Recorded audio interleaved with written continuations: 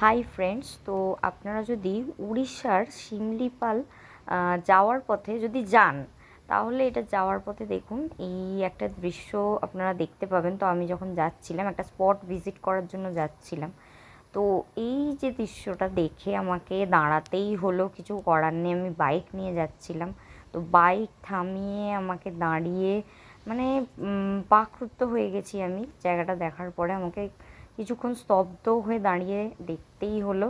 আর পাহাড় কে না ভালোবাসে বন্ধুরা, তো পাহাড় দেখে তো দাঁড়াতেই হবে, কিছু করার নেই। আর এই যে দেখুন মেঘ ভাসছে পুরো একদম একদম মনকে ছুঁয়ে যাওয়ার মতন ভিউ। আর দেখে মনে হবে যেন কেউ ছবি এঁকে দিয়েছে, এতটাই সুন্দর লাগছে। মনেই হবে না যে আপনি ক্যামেরায় জানি না যে কতটা আপনারা বুঝতে পারছেন, চোখের সামনে যদি না দেখেন খুব মিস করবেন। তাই বলছি, এই রাস্তা দিয়ে গেলে অবশ্যই বর্ষার ওয়েদারে অবশ্যই আপনারা এই রাস্তাটা ভিজিট করবেন।